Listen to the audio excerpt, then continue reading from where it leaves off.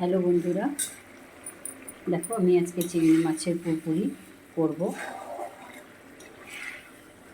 তো চিংড়ি মাছের পুরপুরি ঝালটা করতে আমাদের লাগছে ছোট ছোট চিংড়ি, দেখো ডুমো ডুমো আলু আর পেঁয়াজ কুচি, রসুন কুচি, আদা জিরে বাটা, কাঁচা লঙ্কা বাটা।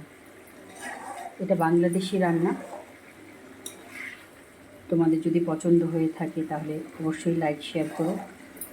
তো প্রথমে আমি মাছগুলোকে ভেজে উঠিয়েছিলাম, তারপর আলুগুলোকে ভেজে উঠিয়েছিলাম। ওই তেলের মধ্যে জিরা, তেজপাতা ফোড়ন দিয়ে আমি 1 চামচের মতো আদা জিরার পেস্টটা আমি কষিয়ে নিয়েছিলাম।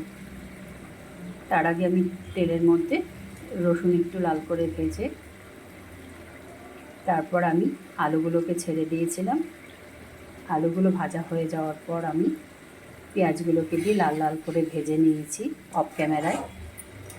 তো বন্ধুরা দেখো আমাদের হয়ে গেছে গ্রেভিটা।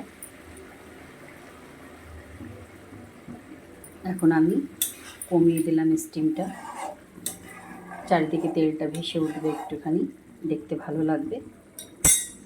তো চিংড়ি মাছ, ছোটো চিংড়ির পুরপুরি ঝাল তোমাদের কেমন লাগছে অবশ্যই লাইক শেয়ার করো। এবার আমি এটাকে ঢেলে নেব। একটু ঝোল ঝোল রাখবো, না তো আলুতে পরে ঝোলগুলো টেনে নেবে। ছোটো চিংড়ি বন্ধু